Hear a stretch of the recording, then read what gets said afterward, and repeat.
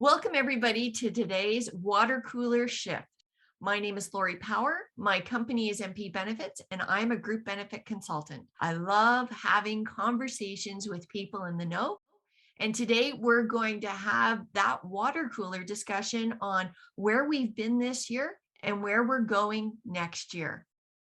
So my first question was, somebody posed this to me yesterday. I thought it was actually quite an interesting comment. He said to me, "This is not reality, and this cannot last." And I would like to know your opinion on that. I'm really interested. This has seemed like a reality to me the last 2 years, because I would say the majority of people here today, I would not know at all if it hadn't been for Zoom. So if this isn't real, then have I joined the Matrix? We actually just had that, just had a bit of that conversation about an hour ago with a group of people.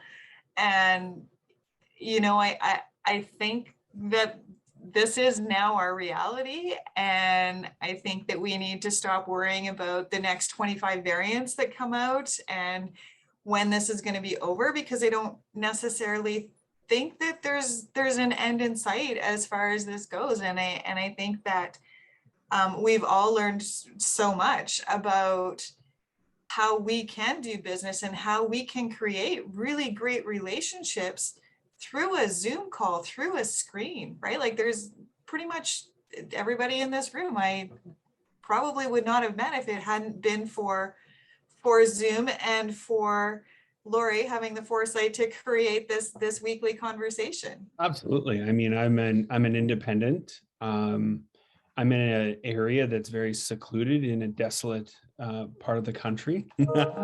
I'm just kidding. But no, it's very, very helpful being able to connect with industry peers who I would say I somehow have become friends with virtually, obviously, but I've met some tremendous people. It's helped grow me as a person, as a benefits advisor, and yeah, I'm connecting with people that align well with me, or I align with them, right? So I think that's been the biggest advantage for me. I'm fully on board with that, or else I wouldn't be here every week having fantastic conversations. I put a challenge out last week because, and this came from Michael Kerr. I was in a discussion with him, and thanks to Mike, because I never would have met Michael Kerr had Mike not said, Michael Kerr is somebody you should meet, right? And so I've never met him in person, but I got a little fed up with the word back too. And, you know, as most of you know, I deal a lot in the trades, and they never had an opportunity to be back or be in person. They've always been in person. But I had wondered at the psychology of utilizing this word back as business owners and professionals. Well, if this might be a good one for you on the mindset side, is as business owners and professionals, if we keep talking about going back, doesn't that stand in contravention of being a professional and moving forward? Are we putting an artificial barrier to ourselves, giving us permission to stall out? And where will that leave us? Existential question before about the last 20 months. Are we really here? Is this real? And I heard the name Matrix come out too.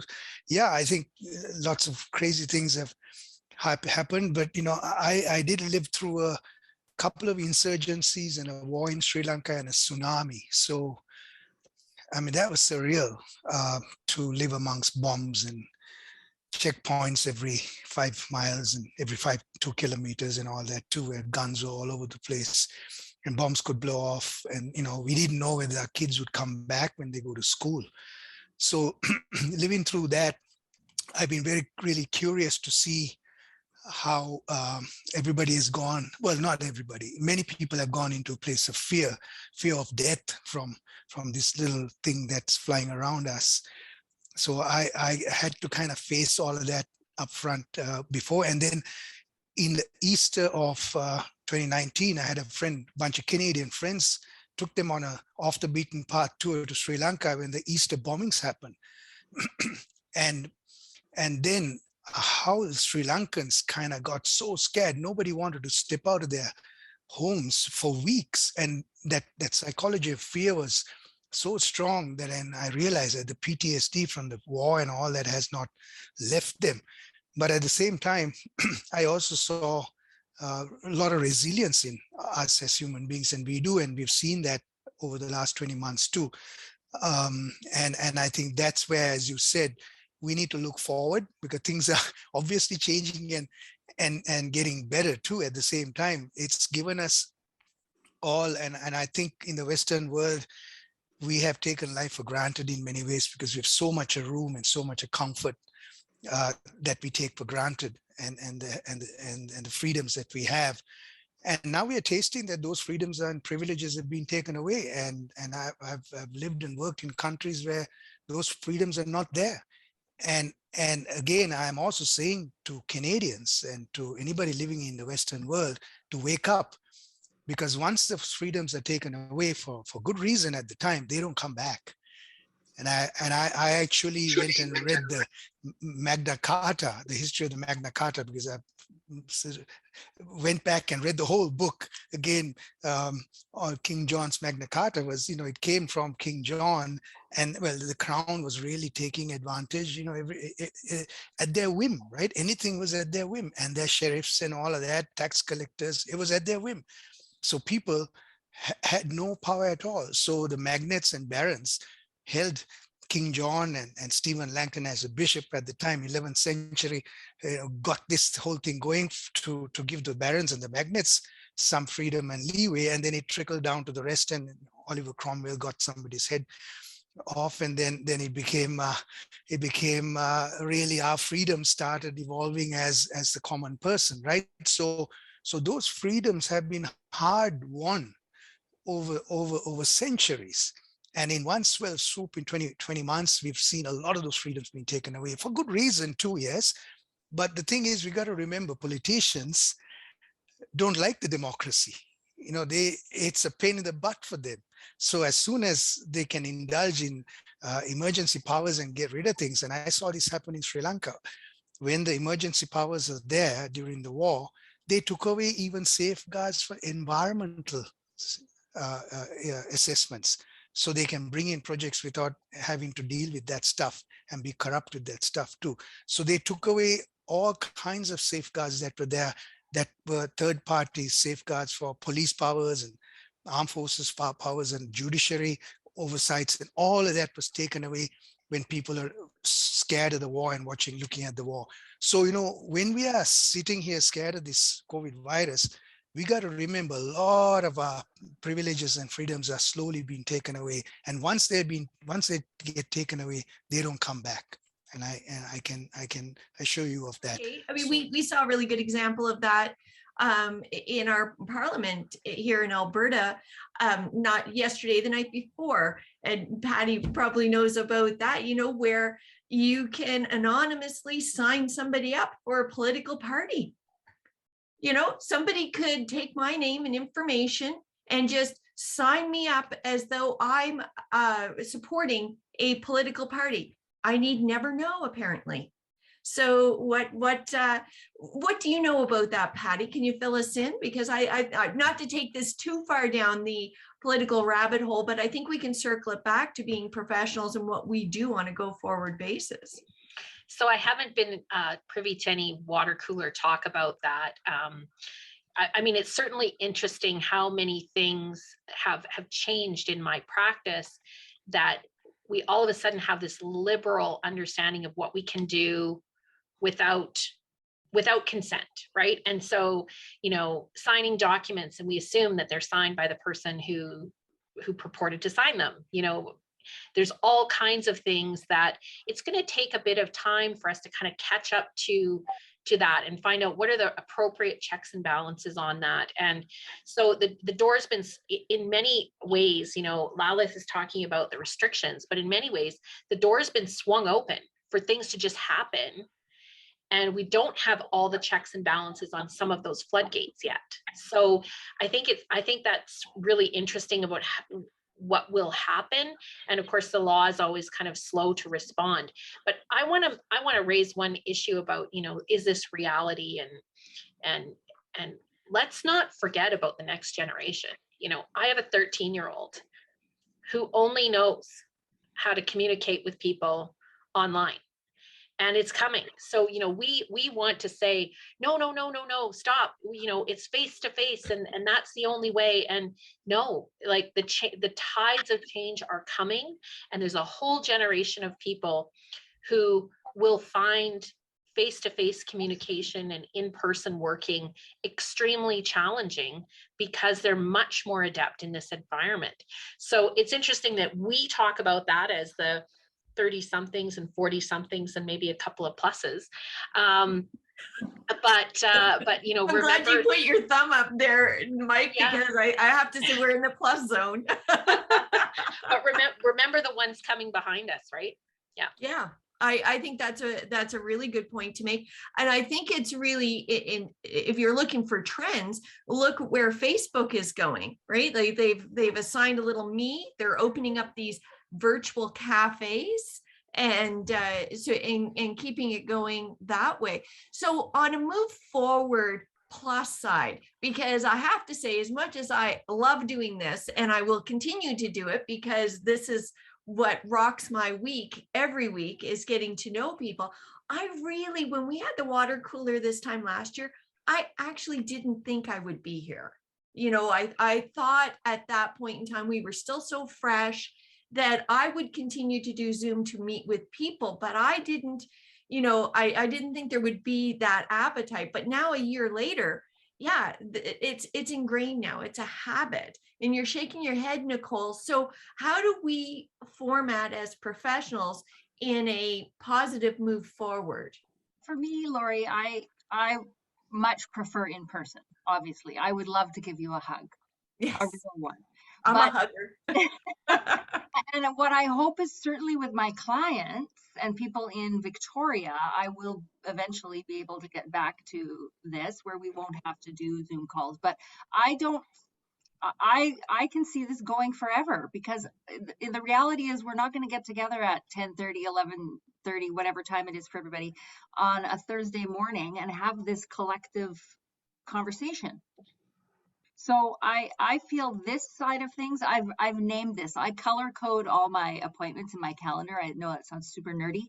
And when I saw the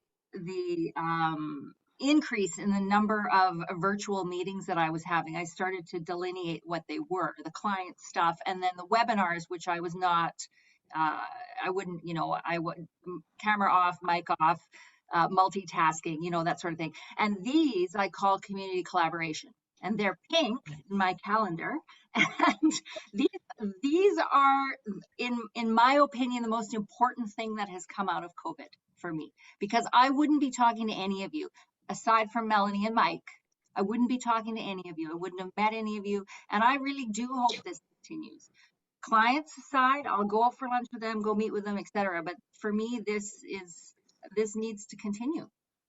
I think you're right. I think we'll reach a happy medium and move forward accordingly to how we're doing it, color coded or not.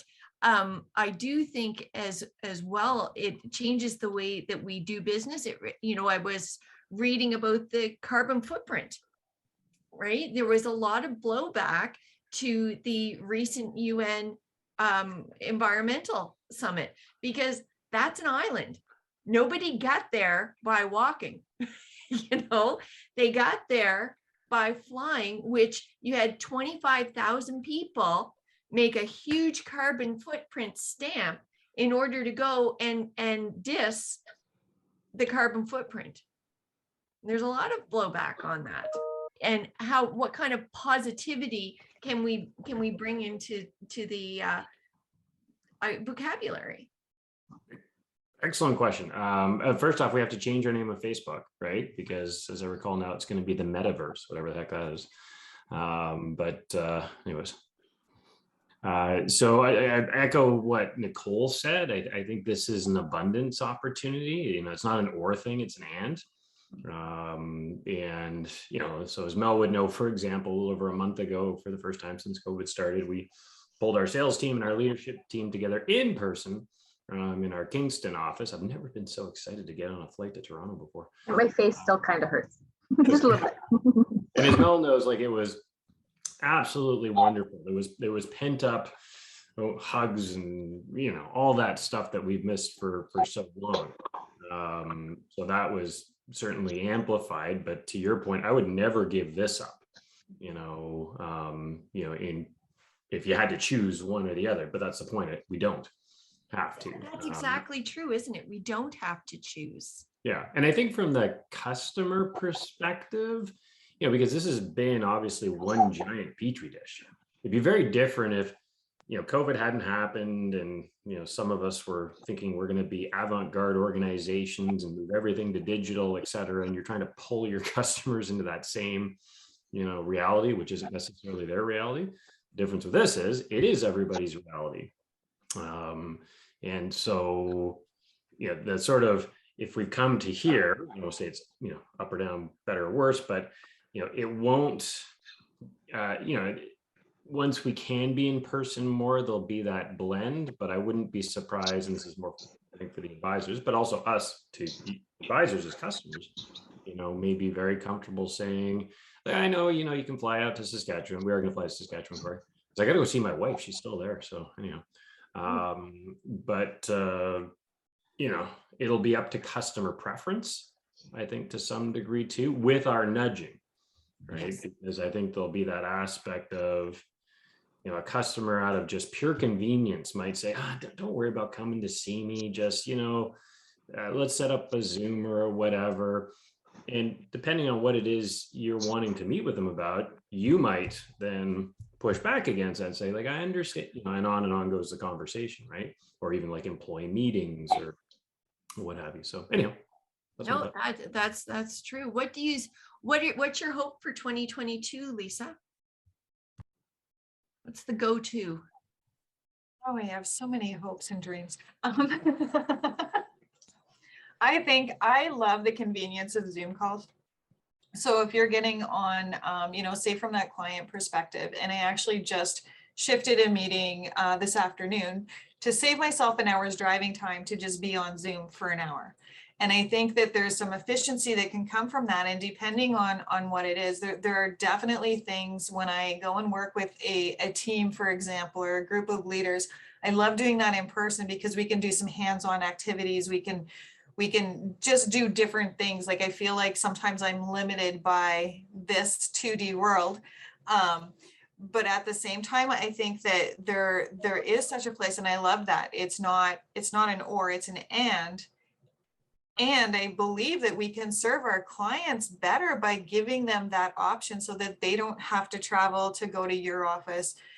They're not taking that extra time. They can jump on a Zoom call and then, you know, carry on with their day when that's over. So I would really like, I do miss the in-person. I do miss that. It's just a different energy and a different interaction. But at the same time, I think that this widens our world so much. Like right now, we could never do this in person because we have people from Saskatchewan, we have people from Edmonton, we have people from BC, we have people from Ontario, right? So we could never just sit around and have this conversation with each other so easily without having this digital world. And again, I'm going to go back to what Mike said. I think it was great.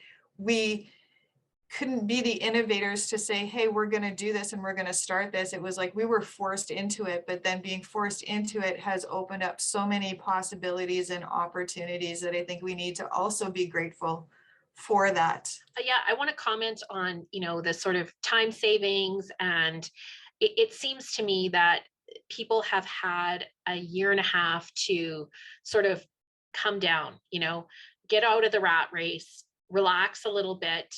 As different kind of stress, but getting rid of that, rushing kind of feeling. And what I'm seeing at a few Christmas gatherings that I've been to, small ones, is I'm hearing conversations where people have a great deal of creativity and ideas that they're sharing. I'm hearing conversations about diversity, understanding, coming from people that I would never expect to raise that issue in a very meaningful and polite and careful way, and a level of thoughtfulness that I think has been missing for many years.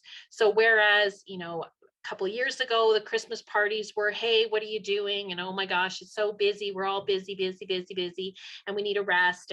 And so now I think we're rested and we're now being thoughtful. And I think there's a lot of opportunity there for people to explore a different part of their own mind and share some new ideas and go new directions. So I'm really optimistic for what 2022 is going to bring. I see there's nothing but opportunities. Laurel and I were talking about that last week. Laurel, why don't you share some of the what you see as innovation and opportunities starting to unfold with the people that you're chatting with? Well, absolutely. I'm also very excited and inspired for 2022. And I would say, speaking with my clients, they are excited, but they're having difficulty around rallying their teams. So I don't mean bringing in a downer element, but that the freedom that we've all experienced and have been able to take advantage of for, let's say, online events like this, or gathering your clients together to give them easily give them a personalized experience of some sort.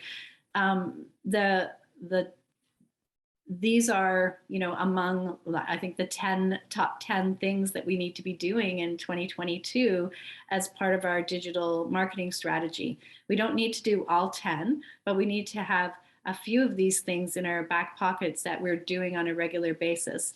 So that is what I've been encouraging clients to do. And I would say my hurdle, and I know there's some people here who might be able to address this, my hurdle is coaching my clients on how can they harness their team, even though their team may not be coming back to the office, which I think is a big issue for some people.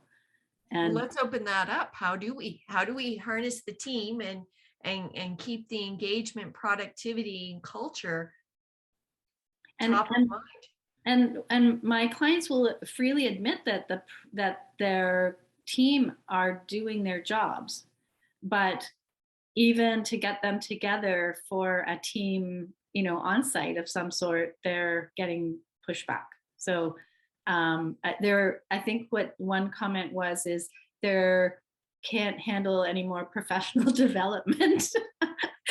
I don't know what that means, Lisa. Help us out. I'll share an anecdote there, which is our own organization. So very recently, our own leadership team was struggling with this.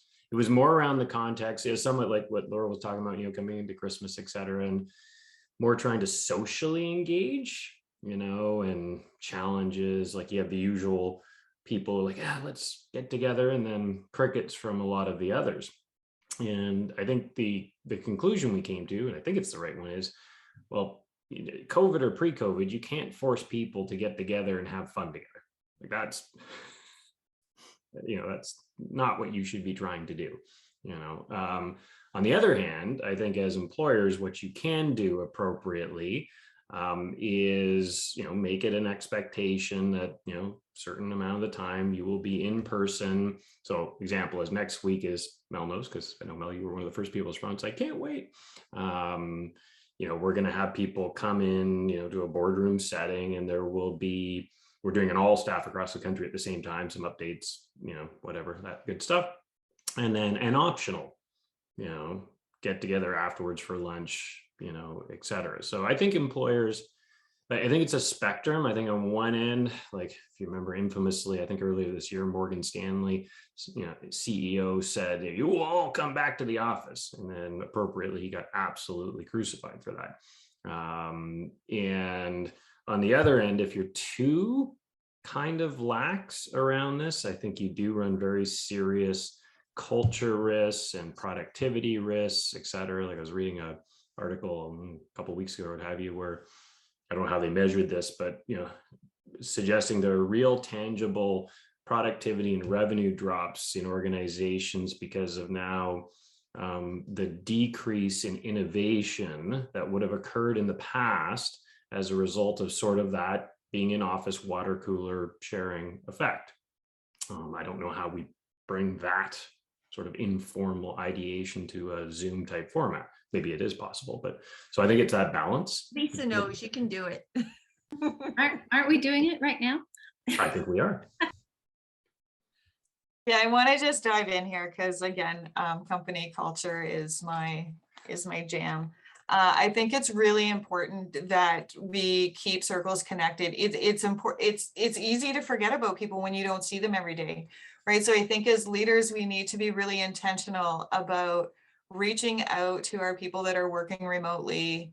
Whether it's a text message, hey, how's it going? Send them a joke, send them a funny meme, send them something. But then also, the focus bubbles where if everybody's working remotely, it's like you pick that time during the day where it's like log on to Zoom, not even necessarily having a conversation, but everybody's kind of working together. And then it's like a pop your head up and say, hey, I'm trying to do this and work through this. Do you guys have any ideas? And start to bring, because I agree, Mike, one of my biggest concerns since this all started was that loss of innovation. Those hallway conversations or water cooler conversations where you just get talking to somebody about something and then it sparks an idea and then you can brainstorm back and forth with that person. We have to be so intentional about it now. And it's hard to be intentional about innovation because sometimes those are just the magic things that happen during conversations. I do think it's important to try and get people together in person as much as you can. So I really like that hybrid work model, but at the same time, it's also opened up the talent pool. Because if you can do your work remotely, does that person need to live in your city? Does that person need to live in your province even? I just had an email from a client saying they're based in Edmonton and they're hiring an employee in BC.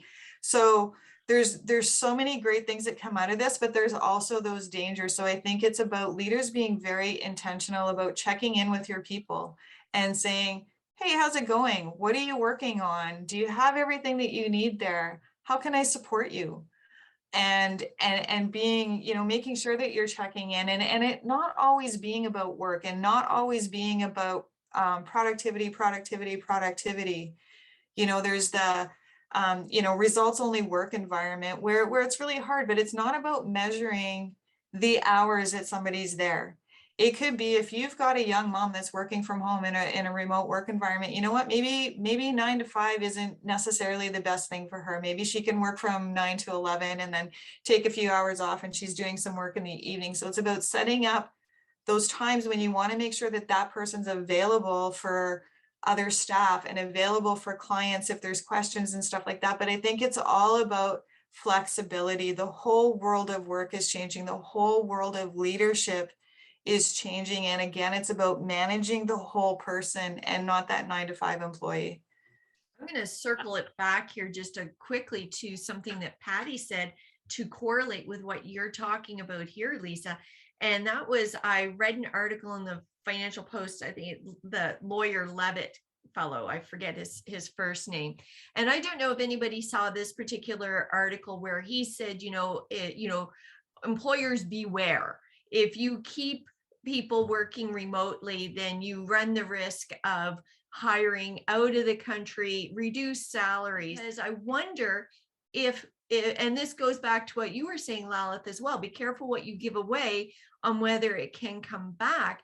Because I was thinking on how that applies to diversity and inclusion in the workforce, that if we have women, young moms, who decide that they are as productive working from home, and you have an employer who decides to pay her less, are we going to create an inequality, whereas that productivity would be equal to what that person, that home care person who's ever staying at home, male or female, non-binary, is choosing to stay at home with the kids and is still as productive, but now they're getting paid less for the same work. Well, I think that's a value statement right there. Whatever businesses start doing and insisting on reflects their value. And so the business who says, I need bums in chairs is saying my value is hours and I don't care about productivity, quite frankly. And so I think it's the visionary organizations that are going to look past that and find the new way, move forward, like you were saying. So I do think that's a huge risk. I think that there will be some employers who choose to do that. I think that employers that need to address these things with money are completely missing the point, right? Because it's not about the dollars. And so you have to look at the other value and you have to measure productivity. And so, law is an area where this is going to be really interesting for us, right? Because we love the billable hour. That's less important in my practice. And I have other metrics to measure productivity, but not all lawyers and not all practices do yet. So it's going to be interesting to see for sure.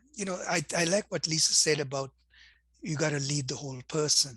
And as business leaders, we have to also become really mindful and aware about how much time we are spending managing and how much time we're spending leading. And I think we are going to have to spend a lot more time leading because it requires it. And in terms of finding that middle ground, like you said, a mother who wants to work at home, she's going to be 30-40% times more productive because she's not stuck in traffic. She's not worrying about a kid. All of that is there. So that gives her the comfort of working at home and then putting even 20-30% more than she would have if she was at work. So that's why the leader needs to then understand each and every person in the workplace and their strengths and their weaknesses in terms of their maturity, their skill set on one side, and then their commitment on the other side. So they have to be intimate level kind of a relationship that a leader has to now create with each manager. And of course, now the bandwidth of a leader, 12 people maximum. So how do you then trickle that leadership responsibilities down to the rest of the team? So if you're a CEO of a company, you should be leading 90% of the time and managing 10% of the time. And then so I think those are things that I think now will need to be really paid attention to. And there's another physiological thing too, right? And we talked about it earlier. As human beings, touch, when we hug, we get oxytocin, right? And that's a huge, that's our survival mechanism. So there's a huge lack of oxytocin right now in the world right now. So Nicole, I agree with you. I'm a hugger too, right? So I think that's something that even for the future generation, that physiology is not going to go away. The need for those chemicals, the serotonin, the dopamine. Right now, the kids are getting dopamine hits from the Instagram, but the dopamine goes high, and then the dopamine just depletes because the 100 people that liked your picture doesn't mean anything to you. So dopamine hits come from people who mean a lot to you. Special people, your parents, your teachers, your friends, so significant people in your lives. So that person-to-person interaction, I don't think we can ever get rid of. We will lose our humanity, right? There's a certain energy that goes between us when we meet, the electrical connection and all that too. And in psychological terms, I don't think anybody in this room is purporting to say that we want to get rid of that face-to-face. Sure. And what's important is relationships. I think absolutely the middle ground. Ultimately, we do need that middle ground. We need to continue. I know, Gavin, you've done so much on the innovation part just to continue to make those connections and to form those relationships with clients. What do you see for 2022? Yeah, I'd echo a lot of the comments already made. My personal journey through the pandemic is, there's probably 3 or 4 brokers in Ottawa who kind of think the same way I do, and we're kind of homies. But now I've got 3 or 4 brokers in 10 major cities that all think the same way I do. And so I've got 30 homies now that I love talking on Zooms, and we're making each other better in all sorts of different ways. I've learned more in the last 18 months than I have in the last 18 years, frankly. So for me, I mean, it's just been drinking from a fire hose. And um, so I don't think this is going to go away. And when we think about, you know, what's going to happen, it's what do we want? I don't want to lose connection with the people that I've made connections with. So I'm not going to go back. I mean, not that I want to lose the connection of the 3 or 4 people that I kind of hang out with locally, and we'll go for patio drinks and coffees. So like that, it'll be nice to get back to that. But you better bet that I'm going to be coming and hanging out in your shift, because, you know, we met this way, and I like it here. So We like having you. well, thank you. And so I think I think the other thing that I'll say, just when I put my sales hat on, this has been a big equalizer, where a small broker who doesn't have an office in a glass skyscraper with a glassed in boardroom can look the same as a big broker now. And so I'll even just say personally, I've been in some rooms in the past 18 months that before, you know, would I've had the same comfort level to be in those boardrooms virtually before this? Maybe not, but now I'll go anywhere. And especially when you're in a screened environment, a little less intimidating for, you know, closet introverts like myself. I mean, I'm half Italian, so that kind of evens it out. But you know, I think for salespeople that are still working on talking in front of large groups of people who, you know, want to get in front of big boardrooms of people, now it's different. I think it's totally different, and the confidence level of a lot of people has gone through the roof through this. So no, I think, yeah, it's not going to go back to anything. It's going to be Go forward. well, it's going to be who do we want to see? And some people we're going to want to see in person, and some people we're going to want to see. And doesn't mean we're going to pay $2,000 flight, though. We're going to just figure out a way to see them online. I think it's all about people, but it's just who are we going to want to see next year, whether there's a pandemic or not. That brings us to the top of the hour. So this is what I want. Corey's been kind enough to remind us that it is the Christmas season, and she is absolutely adorable, by the way, and a twin brother to boot. Lucky you. So last word, I want from everybody your one wish for 2022. So, you know, that's a tough one to pinpoint. The easiest one for me right now is remaining in a growth mindset. So oh, well, that was really good. I might have to pick on that one.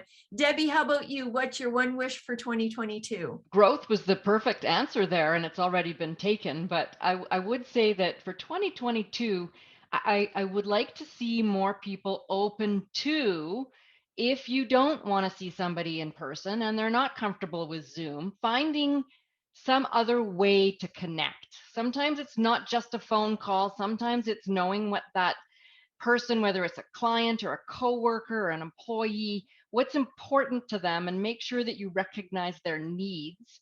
So I guess being a little bit more individualized in how you deal with people, because I agree that this is not changing. This is going to continue for a while yet. And some people are going to be comfortable going back to an face-to-face situation.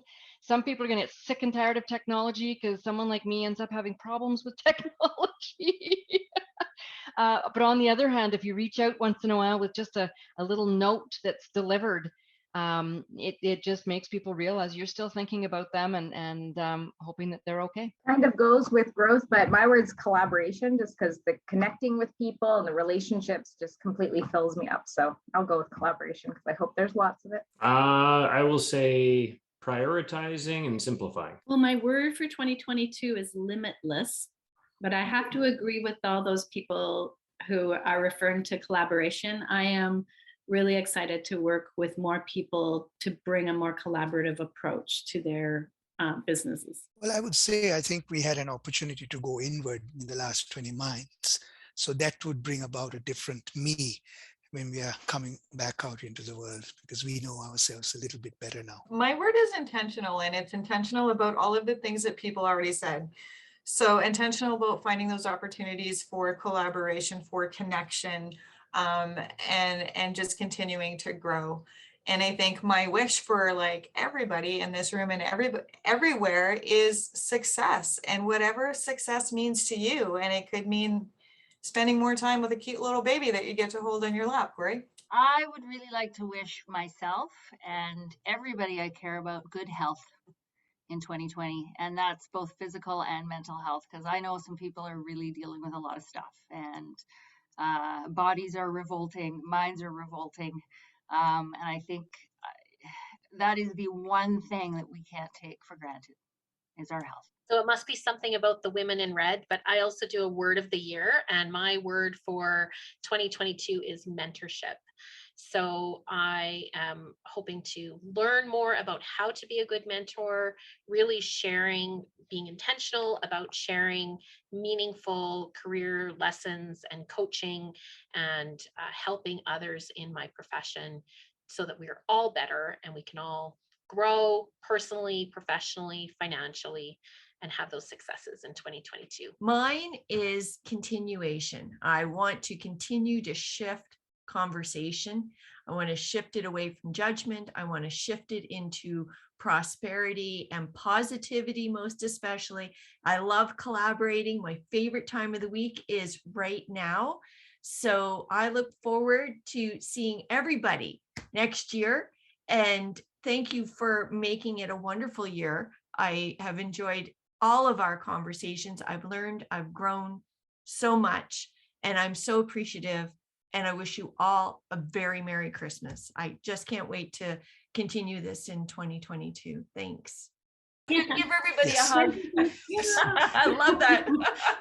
It feels like you're hugging someone versus the open arms